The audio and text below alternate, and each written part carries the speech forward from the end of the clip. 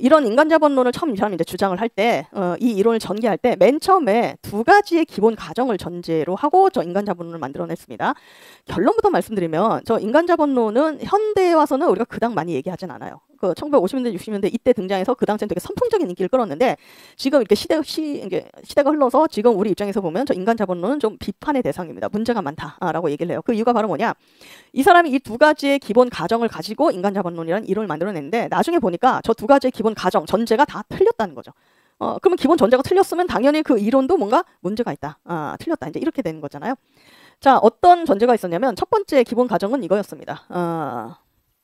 그 학력과 노동 생산성은 비례한다. 두 번째 가정은 뭐였냐면 노동시장은 완전 경쟁 시장이다. 요 두 가지를 기본 전제로 해서 인간자본론이라고 하는 저 이론을 만들어냈다는 거죠, 실츠가. 자, 첫 번째, 학력과 노동 생산성은 비례한다라는 전제입니다. 이 얘기는 뭐냐면 말 그대로 학력이 높으면 높을수록 그 사람의 노동 생산성, 노동 능력이 올라갈 거라는 겁니다. 쉽게 말해서 초졸보단 중졸이, 중졸보단 고졸이, 고졸보단 대졸이 더 일을 잘할 거라는 거죠. 그러니까 아까 말한 것처럼 이 슐츠 입장에서 생각을 해보면 우수한 노동자를 많이 확보하기 위해서는 초졸, 중졸보다는 고졸, 대졸을 만들어내야 되는 거죠. 그래서 국가가 교육에 많이 투자를 해서 학력을 높이면 그 사람이 우수한 노동 생산성, 노동 능력을 갖추게 되고 그러면 국가 경제 성장이 이루어질 거라는 겁니다. 그러니까 개인의 그리고 이 학력에 따라 실제로 노동 생산성이 그러니까 다르니까 당연히 학력에 따라 임금 차이가 나는 것도 당연하다고 생각을 해요. 그러니까 초졸보다는 중졸이, 중졸보다는 고졸이, 고졸보다는 대졸이 더 월급을 많이 받아야 된다는 거죠. 실제 노동 능력이 더 높은 사람이니까 월급을 더 많이 줘야 된다. 그러니까 이 슐츠식으로 생각을 해보면 나 개인의 입장에서도 내가 월급을 많이 받기 위해서는 뭘 높이면 된다? 나의 학력을 높이면 되는 거고, 그리고 국가 입장에서도 우수한 노동자를 많이 확보하기 위해서는 노동자들의 학력을 많이 높이면 높을수록 노동 생산성이 높은 일 잘하는 노동자가 많아지니까 국가의 경제 성장에도 플러스 발전이 되고 이렇게 되는 거죠. 그래서 첫 번째 기본 전제가 이거였습니다. 그런데 아까 제가 왜 나중에 와서 보니까 이게 다 틀렸더라 이런 말씀을 드렸잖아요. 자, 이게 진짠가요? 그러니까 이 사람은 이걸 전제로 해서 이 이론을 만들어냈는데 근데 이게 정말 사실입니까? 반드시 꼭 학력과 노동 생산성이 비례하나요? 반드시 꼭 고졸보다 대졸이 더 일을 잘합니까? 혹은 대졸보다 대학원졸이 반드시 더 일을 잘하나요? 꼭 그렇진 않다는 거죠. 사실은 뭐 항상 학력이 높다고 생산성이 높냐? 꼭 그렇진 않다는 거죠. 그러니까 이거 자체가 나중에 보니까 좀 문제가 있지 않느냐라는 비판을 받았는데 그 당시는 어쨌든 슐츠가 이렇게 가정을 전제를 했습니다. 자, 두 번째 전제는 뭐였냐면 노동시장은 완전 경쟁 시장이다라는 거였어요. 자, 일단 완전 경쟁 시장이라는 거에서 간단하게 설명을 드리면 이거는 실제로 우리가 살고 있는 현실에 존재하는 시장이 아니라 이 경제학자들이 이론으로 만들어낸 가상의 시장입니다.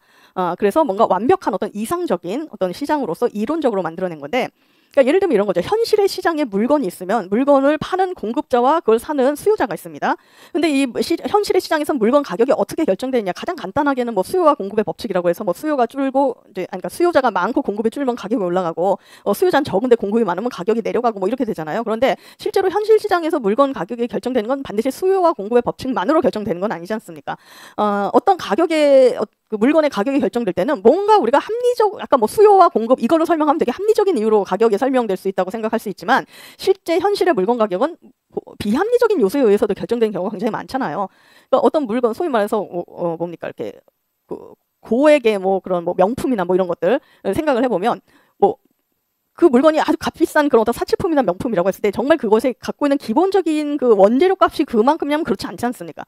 그러니까 간혹가다 신문이나 방송에 뭐 이런 거 해외에서 수출하는 화장품 원가를 조사해 보니까 뭐 실제 원가는 뭐 한 10,000원밖에 안 드는데 재료값이나 원가 10,000원밖에 안 드는데 백화점에서는 10만 원에 팔리고 있다. 뭐 10배 이상 뭔가 가격을 부풀려 가지고 막 폭리를 취하고 있다. 뭐 이런 식으로 보도를 하는데 사실 어떤 물건의 가격이 정해지는 게 그 원 재료값으로만 정해지는 게 아니지 않습니까? 거기에 들어가는 성분 재료뿐만 아니라 예를 들어서 여러 가지 뭐 디자인 값이라든가 뭐 용기 뭐 이런 것들 뭐 디자인 혹은 뭐 그게 브랜드가 있으면 브랜드 가치 뭐 이런 것들이 다 이렇게 결합이 돼가지고 그래서 그 가격이 결정이 되는 거잖아요. 그러니까 그런 디자인이나 아니면 브랜드 가치 이런 것들은 사실 뭔가 현실적인 건 아니지 않습니까? 눈에 딱 보이는 그런 실질적 가치는 아니지만 때로는 그게 더 크게 작용을 하는 경우도 있다는 거죠.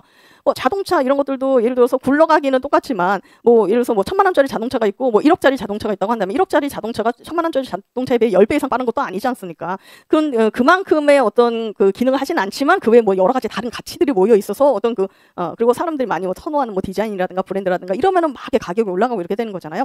그러니까 현실 시장에서는 뭔가 물건의 가격이 결정될 때 합리적인 요소보다는 오히려 여러 가지 비합리적인 요소에 의해서 오히려 가격이 결정이 되고 그거에 따라 우리가 뭔가 선택을 하고 하는 경우가 많아요. 그런데 완전 경쟁 시장은 현실 시장을 얘기하는 게 아니라 가상의 시장입니다. 이론적인 시장으로 경제학자들이 만든 거예요. 그래서 완전 경쟁 시장에서는 이렇게 생각을 해요. 물건을 공급하는 공급자나 물건을 사는 수요자나 둘 다 완벽하게 합리적인 인간, 이성적인 인간이라고 가정을 합니다. 그래서 가장 합리적인 선택을 할 수 있고 둘 다 공급자나 수요자나, 그리고 어떤 물건 가격의 가치를 매겨지는 방식도 굉장히 합리적인 방식으로 매겨지고, 그리고 어떤 식으로 이 물건의 가격이 어떤 요소에 의해서 물건 가격 가치가 매겨지는가 이런 것들에 대해서 모든 정보가 다 개방이 되어 있고 우린 모두 다 그걸 판단할 수 있고 그거에 따라 가장 합리적으로 뭔가 물건 가격이 결정이 될 수 있는 그런 어떤 완벽한 이상적인 시장으로 만들어 놓은 게 완전 경쟁 시장이라는 거죠. 자, 그런데 실제는 노동 시장은 완전 경쟁 시장이다라고 가정을 했어요. 그러니까 노동 시장이라는 건 뭐냐면 이제 노동자 사고 판다는 거 정도로, 그러니까 인력 취업 이제 이런 것들 관련해서 이제 생겨난 시장인데, 자, 그러면 생각을 해봅시다. 자, 노동 시장에 취업을 위해서 고학력자가 있고 저학력자가 있습니다. 그러면 기존의 첫 번째 가정으로 연결해서 생각을 해보면 노동 시장에 고학력자와 저학력자가 있는데 둘 중에 뭐가 더 좋은 상품입니까? 고학력자가 더 좋은 상품 아닌가요? 학력과 노동 생산성 비례하니까 저학력자는 안 좋은 상품이잖아요. 고학력자는 좋은 상품이고. 그러면 진짜 노동 시장이 완전 경쟁 시장이라면 고학력자 실업이라는 게 있을 수 있습니까? 없습니까? 없죠. 이게 좋은 상품인데 왜 실업을 합니까? 왜 안 팔립니까? 왜 취업을 못 합니까? 말이 안 되잖아요. 정말 완전 경쟁 시장이라면 좋은 상품일수록 빠르게 팔리고 매진이 돼야죠.